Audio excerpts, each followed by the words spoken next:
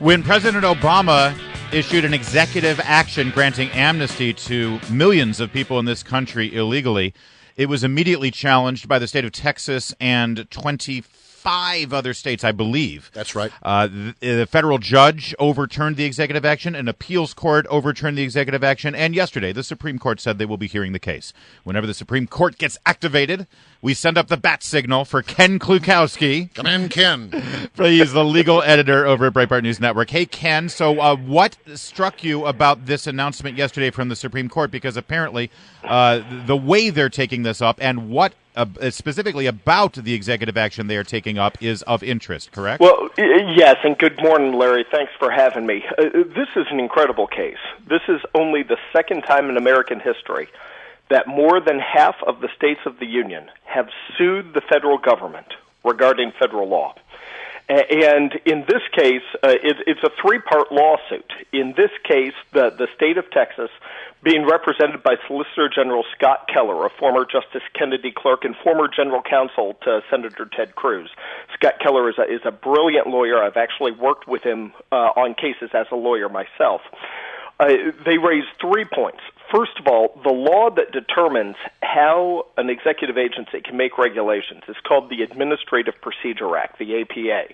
And at the outset, rules or regulations, the legal term is rules, are either substantive or they're interpretive. Substantive rules are big regulations, the kinds of things with the big fiscal impact. It imposes legal obligations.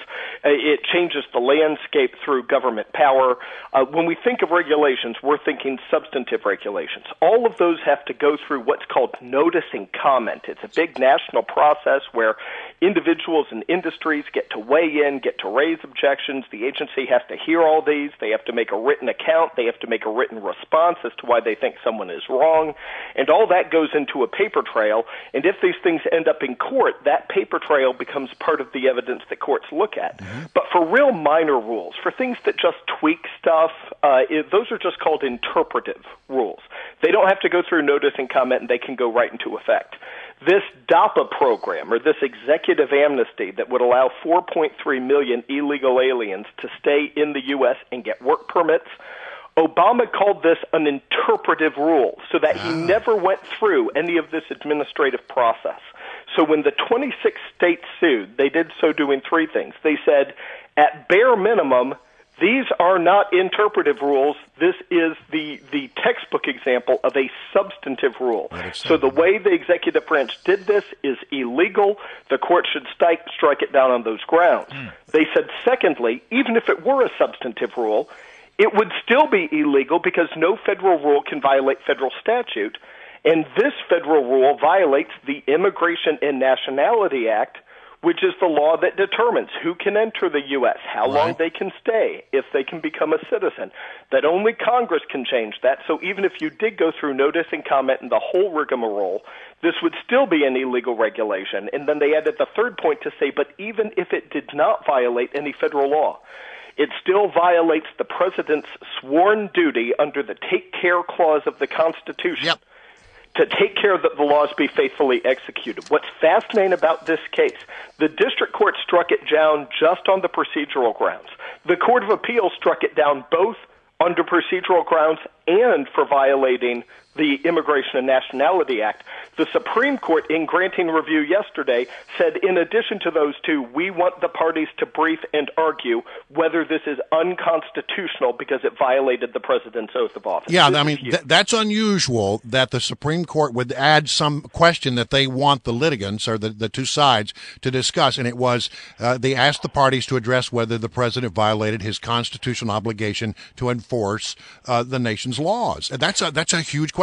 And the Obama administration said, please don't ask us to talk about that. Well, that's right, Brian. And in fact, the only kind of thing, the only question that a court typically raises, if the parties have not raised, is if the court wonders if it doesn't even have the power to decide the case.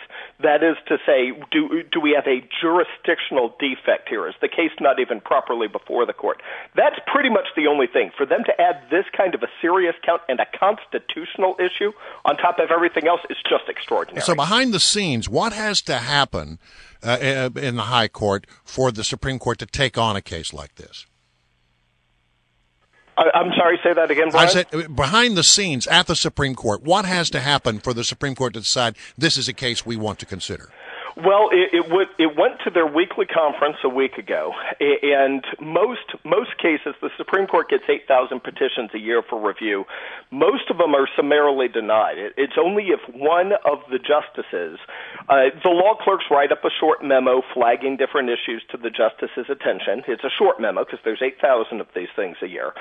If any one of the justices thinks that there's something here where the case might be one that needs to be reviewed by the Supreme Court, then they put it on their discussion list for their weekly conference. Evidently, when they started hashing this over, they don't really talk about the merits ahead of time. That doesn't happen until after oral argument. Their discussion at conference is limited to whether this is something that they need to dedicate one of the 80 spots on their oral argument calendar to decide.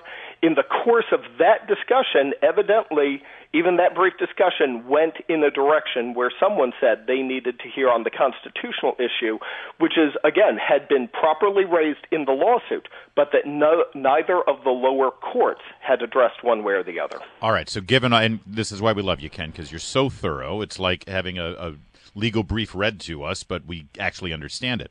Hopefully I'm more exciting than a legal brief, Larry, but thanks. Certainly over drinks. Given everything that you know now, given the premise under which the Supreme Court has taken this case, lead us down the path here. You got a minute. What do you think is going to happen? Well, I'll tell you, only a fool tries to read the tea leaves at the Supreme Court. We do it for media commentary, but it's always a best guess. I mean, conversation can go in so many different directions at the Supreme Court.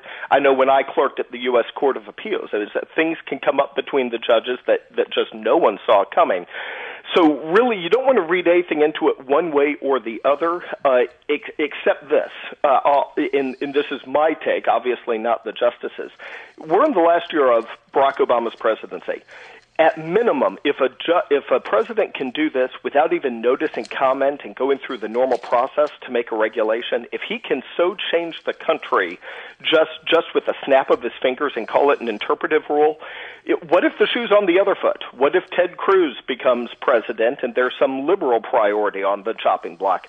I think it is possible. I don't know, but it is possible. You could have a 9-0 ruling at minimum that this violates the procedural requirements of the APA, because all 9 justices who are in it for the long haul will know that there will be a new president one way or the other, and what might that new president do if they allow this president to get away with it? As to whether they go broader than that, so it could be a very narrow decision and could be unanimous.